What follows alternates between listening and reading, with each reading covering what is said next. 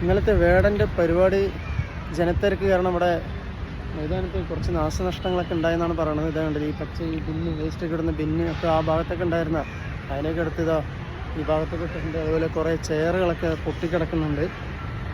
തിരക്ക് കാരണം ഉണ്ടായി എന്നാണ് പറയണത്.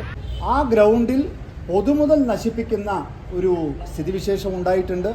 100 കണക്കിന് മദ്യ ബോട്ടിലുകൾ അവിടുന്ന് കണ്ടെത്തിയിട്ടുണ്ട്. ഈ നാശനഷ്ടം പാലക്കാട് നഗരസഭ കണക്കാക്കിയിട്ട് പട്ടികജാതി വകുപ്പാണ് ഇപ്പോൾ ഈ ഗ്രൗണ്ട് ബുക്ക് ചെയ്തിരിക്കുന്നത്. എന്തായാലും ഇതിൻ്റെ സംഘാടകരോട് ഇതിൻ്റെ നഷ്ടപരിഹാരം ആവശ്യപ്പെടാനായിട്ടുള്ള നടപടികളുമായി പാലക്കാട് നഗരസഭ മുന്നോട്ട്. എക്സൈസ് മന്ത്രി ഇതിന് ഉത്തരം പറയണം. 4ാം വാർഷികാഘോഷത്തിൽ NDP കേസിലെ പ്രതിയും കൊണ്ടാണ് പരിപാടി നടത്തുന്നത്. നഗരസഭയുടെ മുതൽ നശിപ്പിക്കുന്നതിന് നിങ്ങൾ കൂട്ടു നിൽക്കുമോ? 4ാം വാർഷികാഘോഷത്തിന് വേറെ ആരും കിട്ടിയില്ലേ? NDPS കേസിലെ പ്രതിയാണോ? അപ്പോൾ ലഹരിമുക്ത കേരളം കൊണ്ട് നിങ്ങൾ എന്തിനാണ് നടത്തുന്നത്? പിന്നെ അതവസാനിപ്പിക്കും. അതിൽ കുറേ ലക്ഷങ്ങൾ ലാഭം കിട്ടുമല്ലോ. ഇതിൽ ഞങ്ങളാരും വേടനെതിരല്ല. ഇതിൽ പാലക്കാട് നഗരസഭയ്ക്ക് നാശനഷ്ടങ്ങൾ ഉണ്ടായിട്ടുണ്ട്.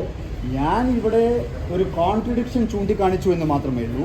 പാലക്കാടുകാരനായ എക്സൈസ് മന്ത്രി ലഹരിമുക്ത കേരളം എന്ന വലിയൊരു പദ്ധതി നടപ്പാക്കുന്ന സമയത്ത് 4ാം വാർഷിക ആഘോഷത്തിൽ ഇവിടെ ഒരു പരിപാടി നടത്തുന്നത് ആരെയാണ് നിങ്ങൾ കൊണ്ടുവരുന്നത്?